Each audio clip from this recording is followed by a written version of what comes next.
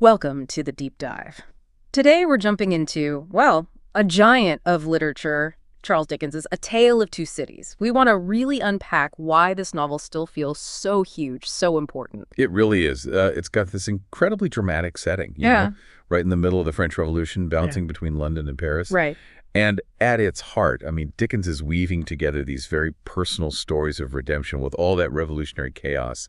You get themes like love, sacrifice, justice, and ultimately finding oneself, I suppose. Definitely. And our goal here is to explore how Dickens pulls this off. So for you listening, we'll get into the storyline, the history behind it all, meet these characters you just can't forget, Charles Darnay, Sidney Carton, Lucy Manette, explore those big ideas like resurrection and revolution, and yeah, build towards that absolutely unforgettable ending, that final line. Yeah. So this setting, London, relatively peaceful, maybe a bit fragile, and then Paris, just swallowed by the reign of terror. It's more than just scenery, isn't it? Oh, absolutely. It's like The Fire, where Dickens forges the whole story. The sheer brutality, the passion of the revolution, you see it impacting ordinary people directly. It's almost like a character itself shaping everyone's fate. Yeah. And what's really clever is how he uses that contrast. It's not just London versus Paris. It ramps up the tension, highlights the massive moral choices people are facing. How so? Well, think about Madame Defarge's knitting in Paris. It's become this symbol, hasn't it, of this cold, relentless, almost robotic vengeance of the revolution. Chilling. Exactly. And then you contrast that with Lucy Manette in London, all quiet strength, home, tranquility. The revolution isn't just politics. It forces this radical personal change, this metamorphosis. And it's right in the middle of all that historical chaos that we meet the main players. Their lives get totally tangled up in it. There's Charles Darnay, he's a French aristocrat, right? But in exile. Yes, trying to escape his family's, frankly, terrible reputation. He just wants a fresh start. And then Lucy Manette.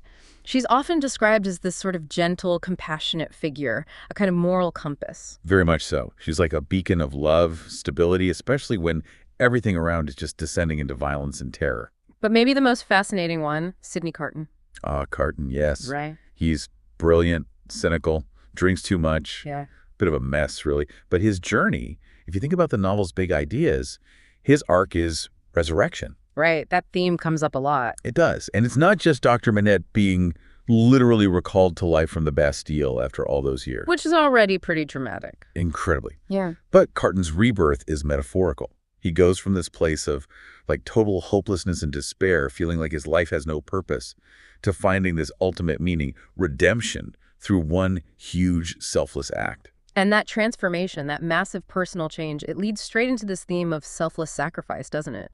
Dickens connects individual redemption and the wider revolution, showing how love, specifically his love for Lucy and her family, pushes Carton towards that final act. Precisely.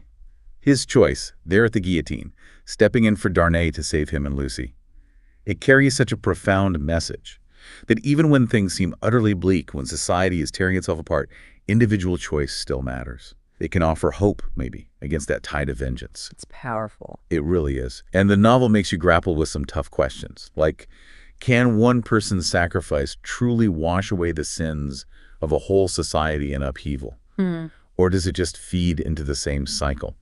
It forces you to look at the ambiguity of revolution itself, how noble ideals like justice can twist into something merciless. That fight between retribution and mercy, it's right at the core, leading up to that final iconic scene where everything love, sacrifice, justice, redemption, it all just collides. Yeah, I think the lasting power of A Tale of Two Cities is definitely how it makes us confront all that complexity. It shows how individual choices echo against history's backdrop.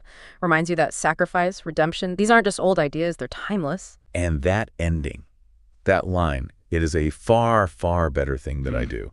It's more than just, a sad, beautiful closing sentence. It's like Dickens is leaving you with something to ponder. Definitely. It kind of invites you to think about what sacrifice and redemption really mean in any situation, maybe even in your own life.